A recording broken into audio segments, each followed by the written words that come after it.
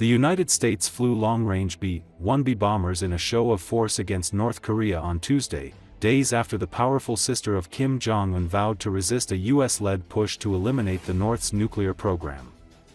According to Associated Press, North Korea often reacts to the US deployment of B-1B bombers and other powerful military assets with missile tests and fiery rhetoric. Tuesday's flyover of the US bombers could draw an angrier response because it happened when North Korea was marking a key anniversary, the 113th birthday of state founder Kim Il-sung, the late grandfather of the current leader. South Korea's defense ministry said the US bombers participated in a South Korea-U.S. aerial drill over the Korean Peninsula to strengthen the Allies' combined operational capability and demonstrate their deterrence capability against North Korea's advancing nuclear program. A ministry statement said South Korean F-35 and F-16 fighter jets and American F-16 fighter jets also took part in the training. It said South Korea and the U.S. will continue to expand their joint military exercises to respond to North Korean nuclear threats. It was the second time a U.S. B-1Bs had participated in a drill with South Korea since President Donald Trump began his second term in January.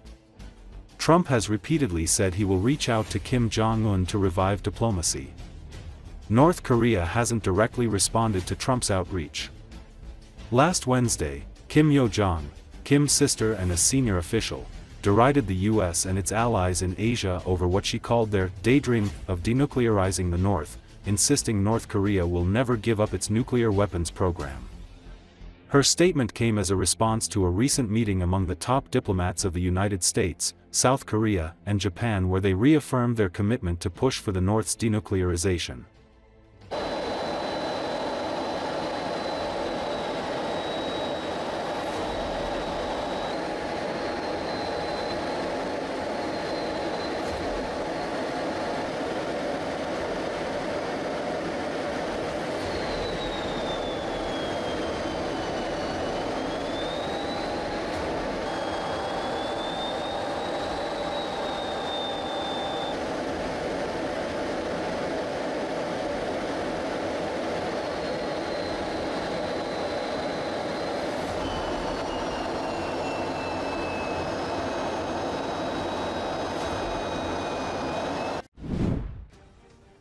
Despite initial logistical and compatibility issues with older aircraft models, Ukraine now has operational F-16s that are capable of challenging missions.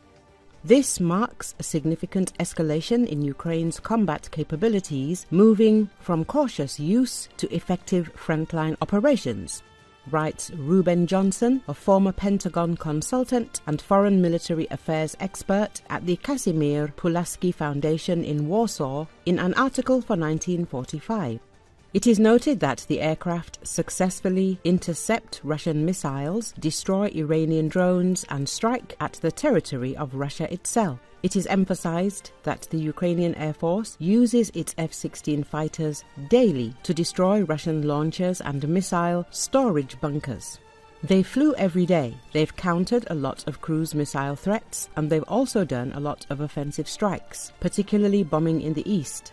General Christopher Cavoli, commander of the U.S. European Command, said recently. According to a Ukrainian F-16 pilot, more than 80% of the munitions fired by the jets have successfully hit their targets. He noted that the F-16s now fly offensive air defense missions literally every day, in addition to ground attack operations over occupied territories in Ukraine as well as inside Russia itself. The fact that these planes are striking Russian territory is a fundamental change, the author stated. It is worth recalling that Ukraine received F-16s mainly from northern European countries, the Netherlands and Denmark. The F-16 fighters transferred to Ukraine do not have aircraft weapons that would allow them to perform their missions better. In addition, these fighters do not surpass the Russian powerful weapons in the zone of active combat operations.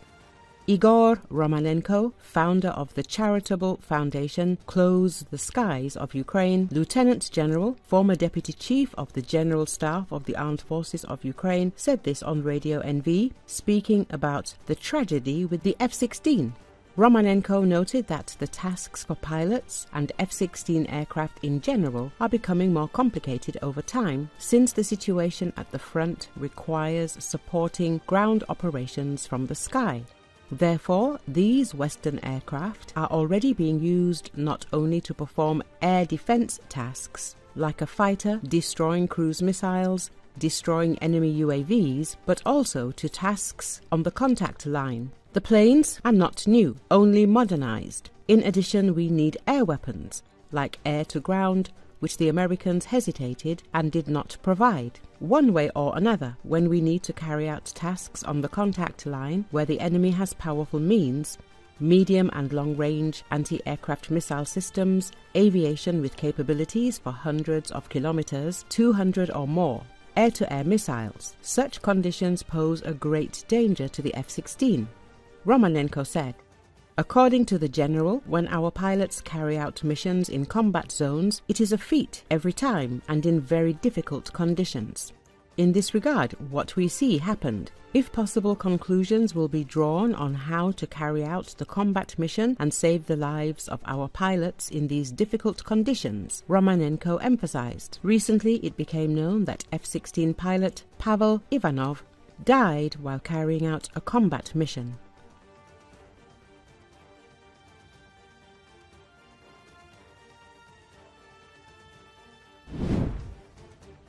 Iran has made a series of demands in exchange for curtailing its nuclear activities during direct talks with the United States in Oman.